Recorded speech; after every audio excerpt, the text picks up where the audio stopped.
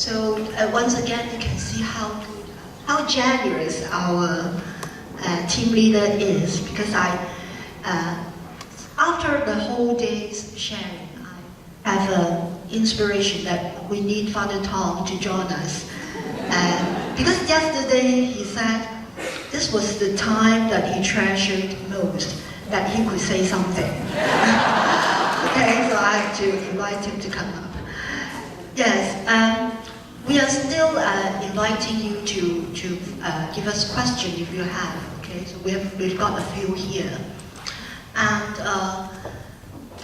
first of all, may I share a little bit about today's experience?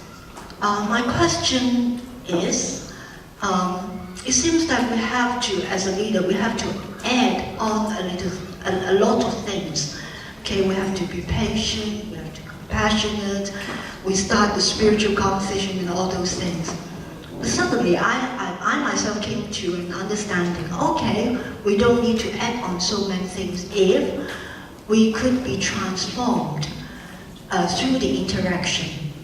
That means if I can find something life-giving through the thing I serve, I heard, so maybe I don't need to add on a lot of things, but to pay attention to what has been transformed in me.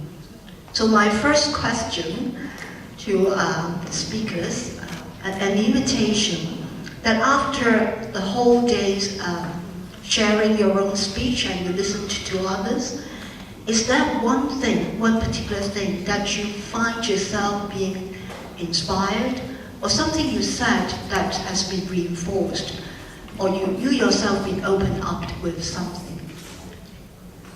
So because Father Elton was the first one to share this morning, okay, you're the first one to respond if you don't mind.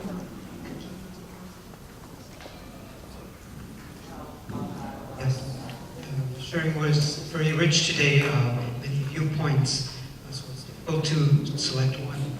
But one thing I heard, I think in different talks, was dialogue, spiritual conversation. As a broadening of horizons. So there's something new.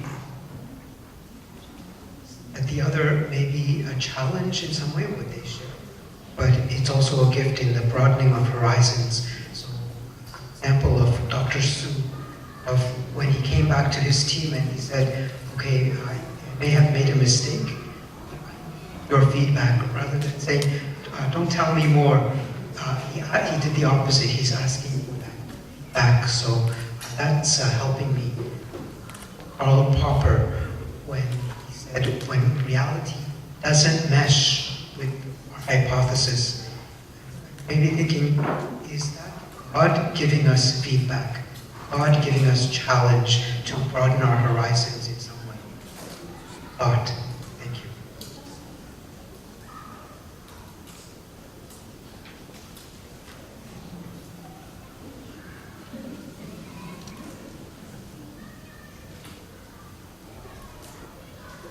Many inspiring sharings today, so it's difficult to pick one actually. But really, yes, conversation, dialogue. This is definitely is the theme. I think the Father Fernando's. I taught mathematics, all right. So his move of the axis from context and mission, context and mission, and make that move that one. It's that moment is quite inspiring for me.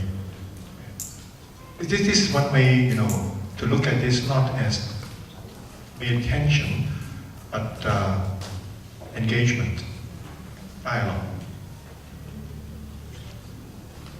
Something that, if I'm forced to pick one, this will be the thing that I would share. I have the same problem or difficulty like Dr. So. The image I have is, again, I use this image a lot, but it's different instruments playing the same music. It might sound different, but there is thing, the thread that connects. There are many, but one that I continually repeated in my heart was humility, poverty. It is when you build on that basis that you start dialogue, spiritual conversation, you start to see things beyond you.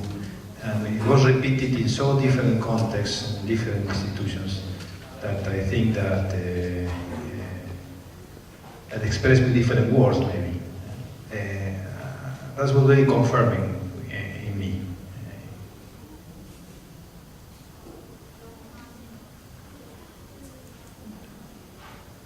Yes, I agree that it is a very inspiring day, and there are many points that has been inspiring to me, including relationship, dialogue, paradox of surrender, flexibility, and all that kind of things.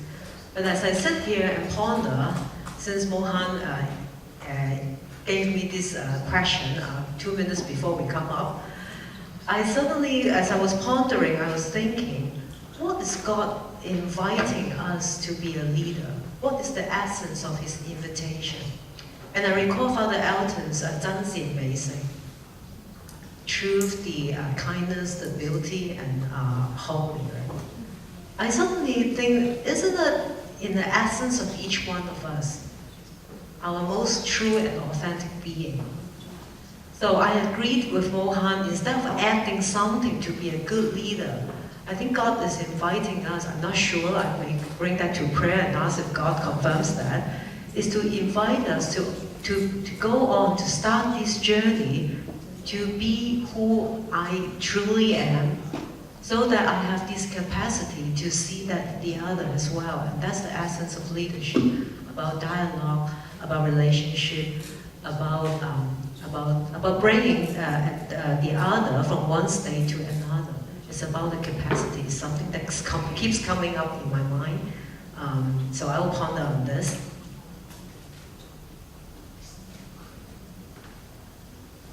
Yeah, I use some examples or experience to share.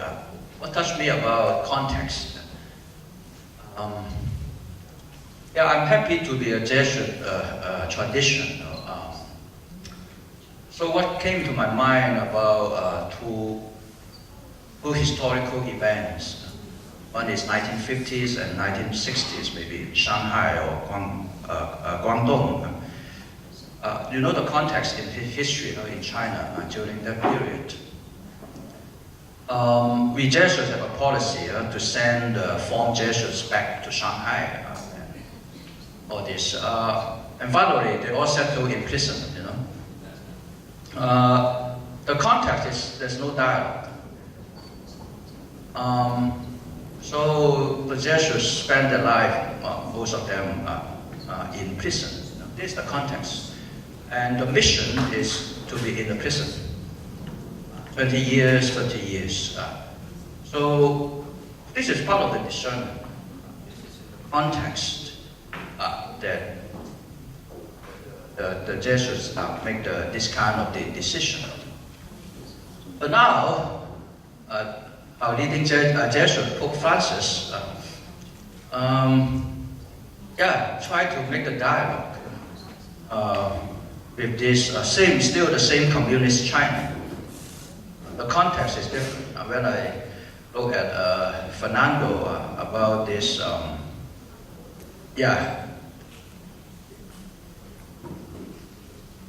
what does it mean? This is part of the Indonesian charism, really, so-called flexible. You will return in Elton's, the key word, one of the key word, flexibility. I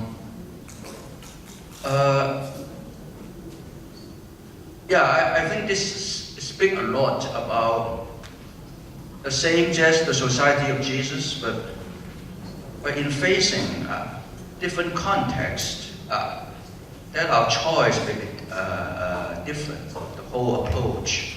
This is what touched me today. I'm not saying this is the final answer, but it seems something touched me here, this Indonesian element.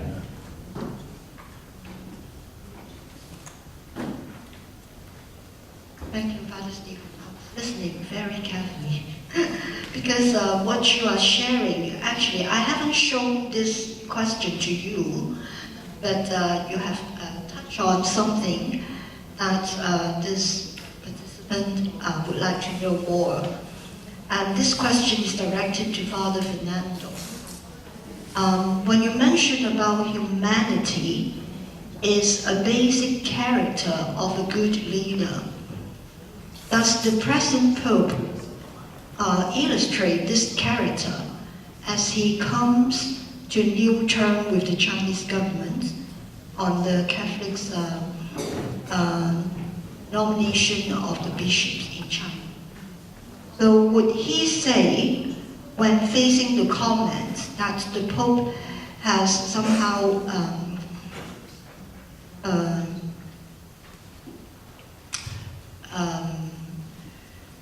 betrayed justice in order to compromise with the ruling power?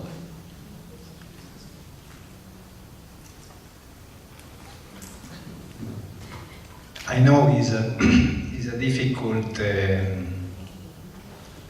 question to answer, and has arose all kinds of feelings this opening. It's part of our DNA as a Jesuits to be people of dialogue. Not necessarily we succeed. It's not a methodology, but it's a mission. It's a mission. And we can say, well, do we need conditions for dialogue? Yes. But when the very fact to start a dialogue, you start create conditions. If you don't start a dialogue, you don't create those conditions. And dialogue is not a one jump to an end, it's a process that may not show results at the beginning, but while doing it, you are preparing for something that you don't see. That's when hope comes. No? Now, applying to the situation of the Pope, I don't think the Pope has learned a lot about dialogue. You know, in Argentina they criticized him quite a lot about being not a man of dialogue when he was a Jesuit. He learned it. He himself recognized that. And I think it's not something personal, it's something that he felt it from church in China, from the voices he could hear, the discernment he made of the situation, and he in some way blessed a way of working that is in line of the tradition of the Society of Jesus in China, that started even before Matteo Ricci. No? So he's consistent with a history, consistent with a mission in the center, and he's not stupid. He's not. He knows that that's the reason he made this a temporal thing. So we have to evaluate. We said that dialogue or REN is a dialogue of freedom, no? Mutual freedom. Well, we will see if after walking 1 or 2 years, I don't remember, well, if really we are talking about a dialogue of freedom or something else, and then we evaluate. So I think there are a lot of elements in that agreement that are not, it's not something naive at all. It's being faithful to a way of being church. Jesus dialogue with everyone. Even keeping silent was a way of dialogue. With Herod or with Pilate or whatever. So that's the way, and I think through this dialogue we don't know all the answers, we are transforming the dialogue, looking at how people react. We are transforming also our identity, our way of being church also. So that's my very limited understanding of what the Pope. Try to answer this in a different perspective. Also go back to one event. Before 1997, I was still scholastic, not a priest yet. So I studied theology in Hong Kong. So approaching, some of you here are maybe Christian churches. So before 97, there's a split, some kind of word of words. on whether Christian to celebrate the national day or go to the communist ceremony on 1st of October, where the church leaders should go to the party to have some kind of celebration. So I remember that time reading the news, some Christian leaders criticizing the others. So for me, as a Jesuit, when I look at this kind of news, I feel a bit funny. Funny in the sense that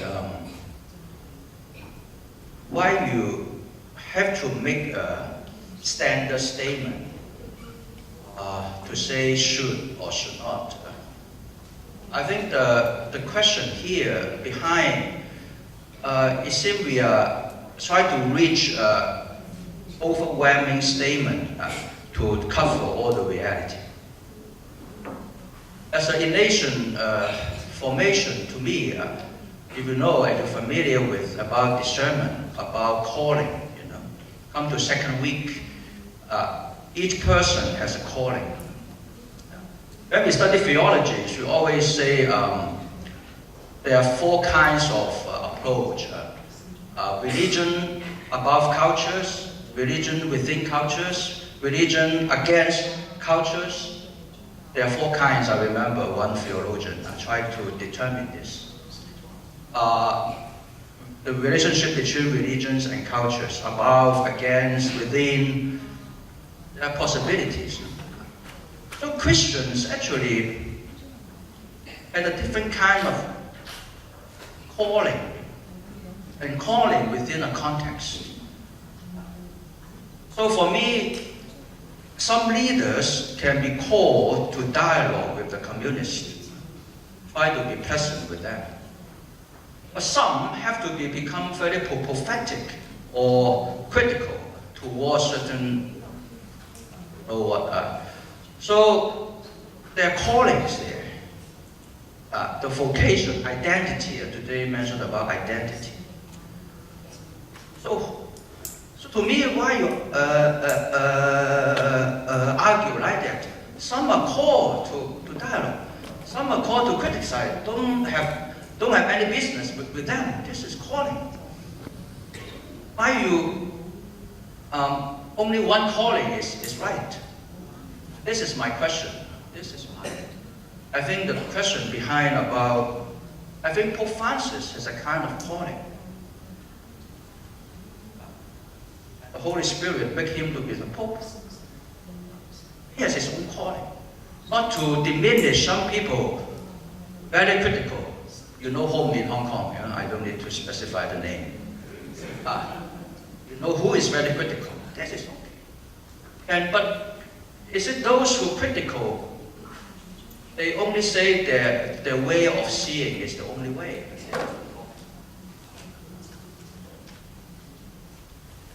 I shared with both Jesuits because I myself had read the letter and see how Pope Francis really explained to all of us the process of how he discerned to come to this decision. It was very clearly that he posted out one question after the other, and then the idea, and then the prayer. He mentioned a number of times that he prayed on this.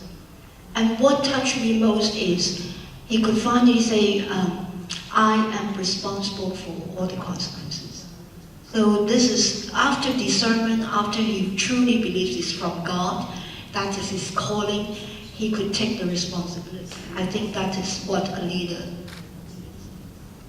do. And this question I think is more or less answered, but I still read it out so that I have addressed your question. Asking about how we can keep on analyzing the context. So I think we've done this already. So this one is for Father Elton. So Father Elton shared about communal desolation. So in view of it, what should the leader do or not to do to deal with this communal desolation? So Ignatius actually speaks about this in the Guidelines for Discernment. If you have exercises approximately 313 and after that. So yeah, to know that this is not maybe a good time to make a change of something that was decided when the group was in consolation. So that's easy to say, but it's not easy to do when people are in conflict with each other or when people do not have hope about the future. It's very tempting to just make a change, especially to stop, to give up on a project. That is one point. Ignatius also says, know that consolation will return. It may not be today or tomorrow, but have hope that God will not abandon us to this. So if you can, in this difficult time, keep trying to do what you know is right. For a Christian, for a Catholic, keep praying as you usually do, but if the team is not Catholic, keep doing what is honest. Don't look for a shortcut out to escape. Keep doing what is right, what is true to your values, organization. There are also reasons that he gives about why the consolation arrived, but that may be beyond the question. Like, share.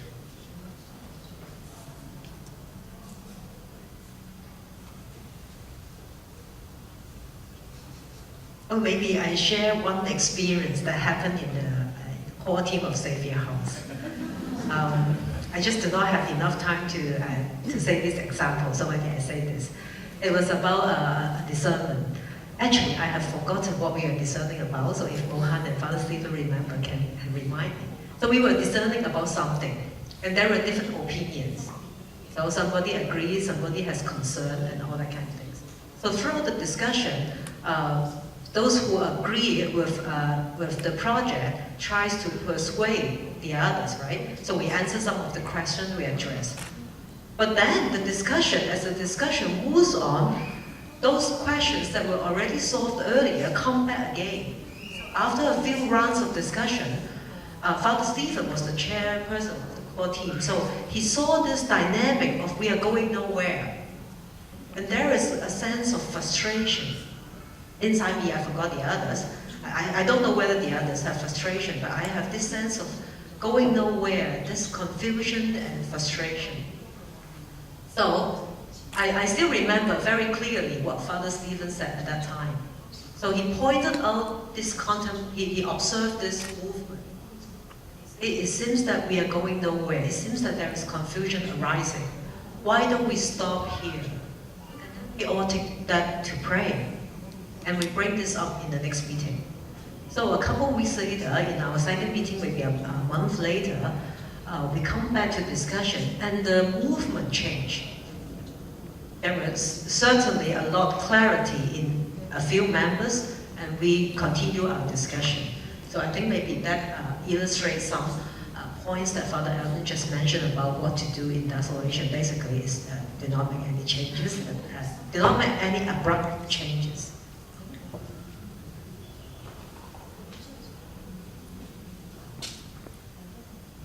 It's just one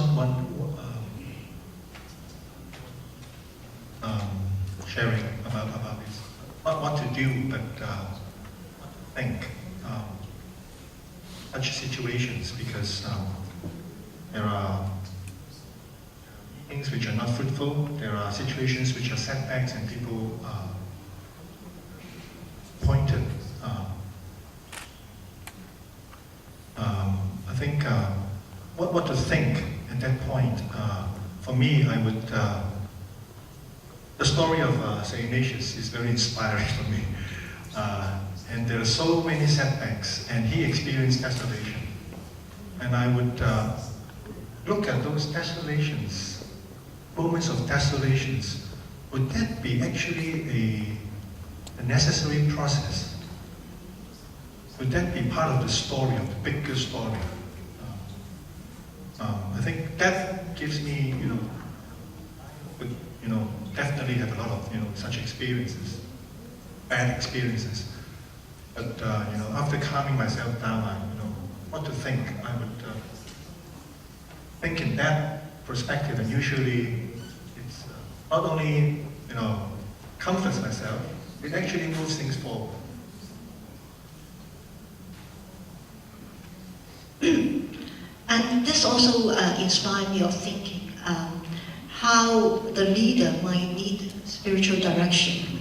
I'm not promoting anything, but this reminds me of one of my teachers in Australia.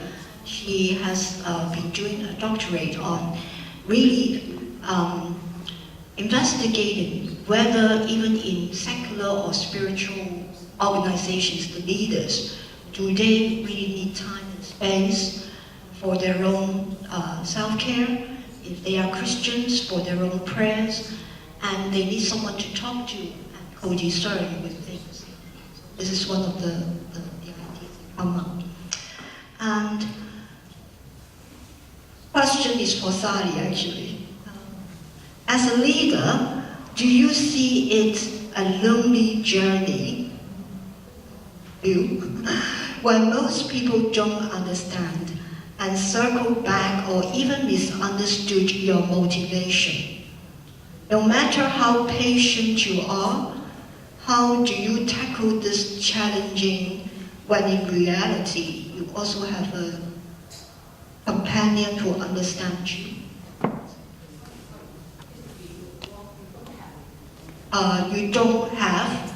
If you don't have a companion who understands you. Repeat the last sentence.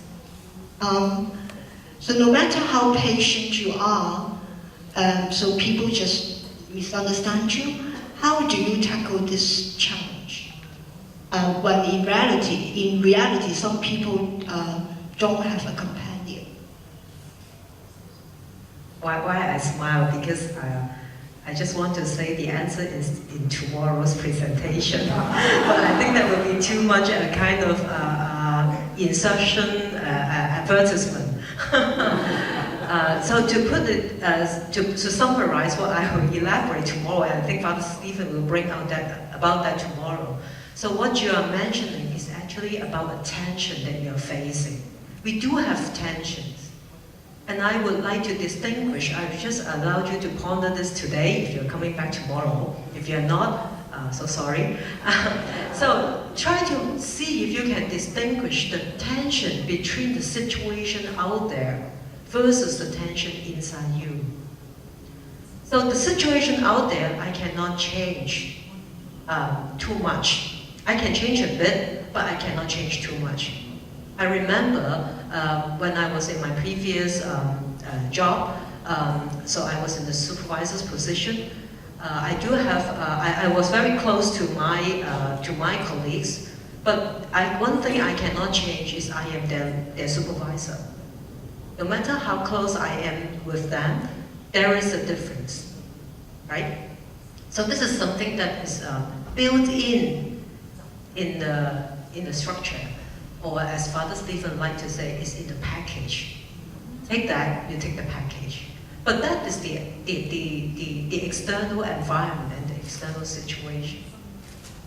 And secondly, I do have feeling, yes, I do have feeling that there are some things I cannot share with my colleagues, right? Something that is confidential, you cannot share with them. Something is not the time yet, you have to bear that inside your heart. I do have the feeling of, if you want to say lonely, I'm not sure if lonely is the exact word, but you know what we are talking about. You do have a feeling that you can't share everything. But whether this is something that bothers me, or preoccupies me, or give me life training is another issue. It's another issue.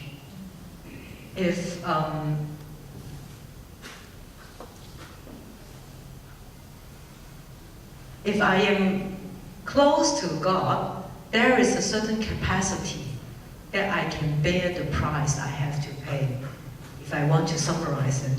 So maybe elaborate a little bit more tomorrow anyway. Brings us back to Elton's speech.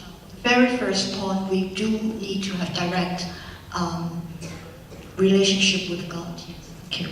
Now this, Of course, a spiritual director can always be your companion. yes. Well, this question I think is very meaningful, I think for everyone. How to be wise and useless in discernment? When you are discerning, how can we be as wise but on the other hand useless? I think each of you may give a few words on this one. The wisdom of uselessness. Can you elaborate a little bit? Well, I think uselessness is an attitude, no? It's an active uselessness. It's not knowing where is your role and not stepping in a role that does not correspond to you. And that requires wisdom. I think it has to do with practice, but of course it's a gift. Also, wisdom is a gift of the Holy Spirit. Knowing that there are a lot of mediations, no? In Asian spirituality, we believe in mediations. You are not the only one. There is a lot of mediations, material mediations, spiritual mediations. The group is a mediation. I'm not clear if the question refers to one-to-one. In the case of the community, you feel useful as a community, as a body. So because you feel that you transcend, in some way, if hope helps you transcend time, the feeling of a community, of a apostolic body, helps you transcend space. No? You are being part of something bigger. So that's when you feel that you are useless, but you are useful in the context of the whole group. No? I'm talking more in terms of what will be an institution or a community or a group. No? That's what It's an active use. This is the active passiveness of Mary or Joseph or the prophets. No? They are very passive, useless, but very active in the way of responding to this role. Say something. Discernment, we'll be talking about this tomorrow. How do we recognize Christ's voice in all the voices around us? But maybe I would say, what does Jesus want me to do in this tension between A and B, of being seen as wise and very relevant, or being perceived as useless? Where does Jesus want me to stand at this point? And can I be at peace with that? To bring that to prayer and see which of the options gives you the most peace in God. Like you are not resisting God, you are cooperating with God, even if it may be painful. Like this kind of paradox. To be wise, in a sense, is it's a self-expression. You are wise. I'm sure you are firm. So, for me, if this kind of feelings, there are just two kinds of feelings within. In terms of discernment, you have two kinds of feelings. To be wise means you're in touch with reality. Sorry, a bit philosophical. Now, what is reality? I'm using more concrete terms about a virtue. Virtue, according to Aristotle, I always use in my homily. To be virtuous is to do the right things at the right time, to the right person with the right manner. These kind of people are wise. They don't just do the right thing. They do the right thing with the right time, on the right time. This is why you just don't do every right thing every time. People ask you to listen to him, to her. Sorry, you are tired. You can't listen. You have to say, oh, tomorrow, make an appointment. I see you tomorrow. This is wise, isn't it? So, a good example means if you are wise, you know you are in touch of reality. You make the right judgment or the decision in touch of the genuine need or the best of the situation. This wise person, and you feel a sense of fullness, of satisfaction. On the other hand, useless in the sense of you feel not being attended or being so-called affirmed by others, or your project does not live out. So in terms of discernment, which feeling is more dominant to you? Which feeling is closer to the Lord when you have this both in you? Is how I tackle this question.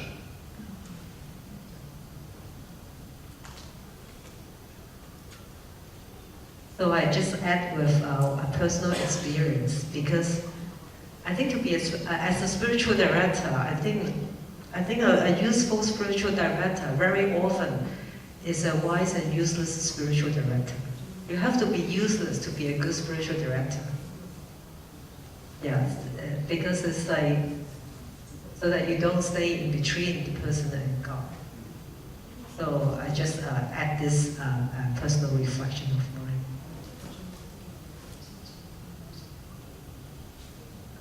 So this is a paradox, definitely, because if you're wise enough, then you know when you should be useless. So if you want to look wise, then you will be very useful, and then you're not really that wise. But a practical example, actually, when I was working at PolyU, actually, I got a team. I was looking after student development, and we started small. So I built that team. So I think we work very well together, and they look up to me. I'm older than them, and I built a team, so they know me very well. And then at one point, I was concerned that I'm being too useful, because I suddenly, I feel this, they trust too much in me. Did you understand? So they would unthinkingly ask me, and if I say, okay, do it this way, then they will blindly follow. And that's a real conflict of wisdom and uselessness. And but actually, I'm a flawed person, right? When they begin not to think for themselves, when they begin to think that I'm wise, I will begin to be unwise, and we will be making bad mistakes. So this is a real conflict, really, a real conflict for leaders. So, and it's dangerous for leaders. We're used to be, in position of authority. So it is like teachers. Teachers are very difficult to convince because they are always in a very authoritative position. And these blind spots. So how do you resolve it? I think sometimes you have to really look unwise. This is a trick, I don't know. But if you truly believe that you are actually flawed, you truly believe that you are not really, the wisest person in all situations, then perhaps you should withdraw yourself and let people try out things that you may not agree with. Let them try things out. Sometimes they will, come with something which is really better. But otherwise, they will learn. So this is this slogan I shared. I saw. Sometimes you win, sometimes you learn. If they come with bad ideas, but if it is from them, that they will learn, and they will become wiser. This is.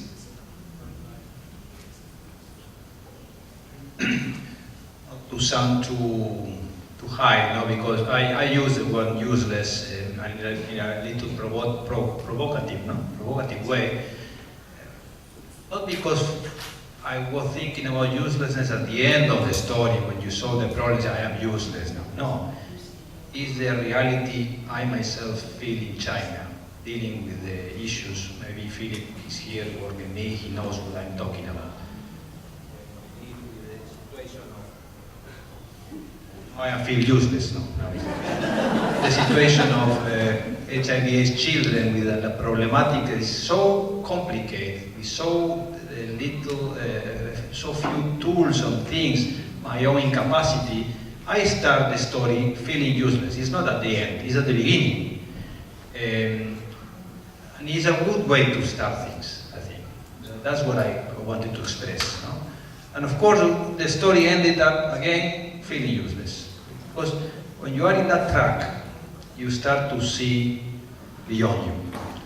You see resources, you see who can help, to understand more the things. So it's not just the end, it's the beginning of wisdom, I think. Well, I'm a bit concerned about the time with 5 minutes extended already, but I still got 2 big questions. So I just invite, if you really want to leave, just please do it if you need it. But may I extend 5 minutes more? Big question, but I think it's a little bit of encouragement. Both attended to Father Fernando. I would like to sum these 2 questions up, because one question a person asked about, if I don't even have the life purpose, so how can a spiritual leader sort of intercede with God? The other one is about during dialogue, when Fernando talked about our identity may be changed through the dialogues. So how could I know that whether the changes are good or even from God's will? I will sum these 2 questions up like, maybe one thing about maybe we lost our identity, something about lost. The other one may be something about fear. When the people you face with these sort of conditions. So how would you respond to that? Or Fernando first, if the other would like to join. The first one I did not quite... For a person who even don't have a life purpose,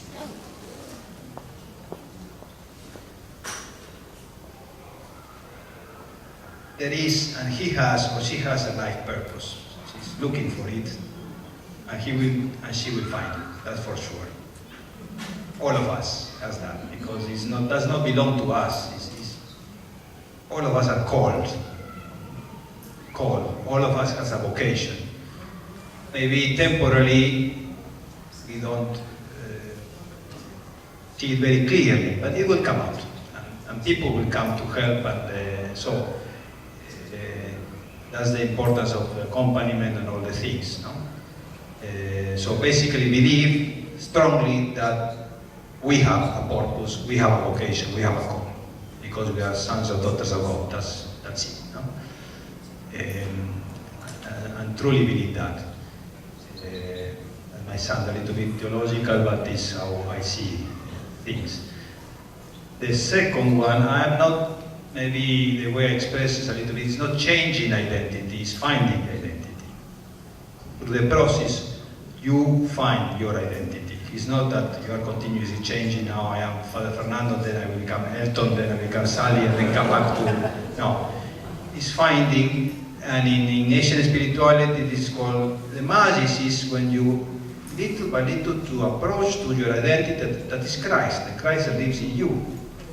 And it's clearly, discernment helps us to tell you when are you approaching to that identity, getting closer, or you're getting far away again.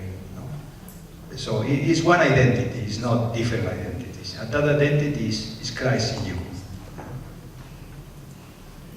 thank you so much. Anyone would like to add something to end our session? This morning I shared this word, yet. So I'm not a Christian, I'm not yet a Christian. So I think actually I learned this from Carol Dweck, the growth mindset. Someone does not have a life purpose, someone does not yet have a life purpose. It makes a big difference. And let's give a round of applause to all the speakers. A little sorry. As a spiritual director, I like to look at what one has at the same time. So actually, it's paradoxical. At that minute when you say, I don't have a life purpose, at that minute you have a life purpose.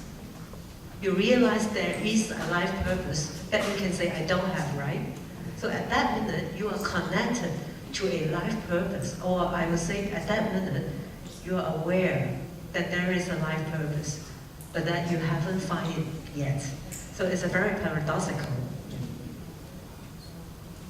You feel that way, maybe start where you are. Tell the Lord that you don't feel that you have a purpose, that you're suffering.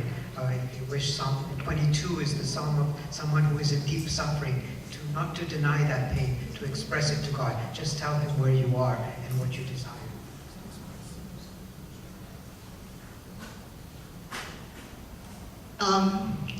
I hope today's sharing and the sharing here will keep all of us a step ahead, even for the one who asked the question.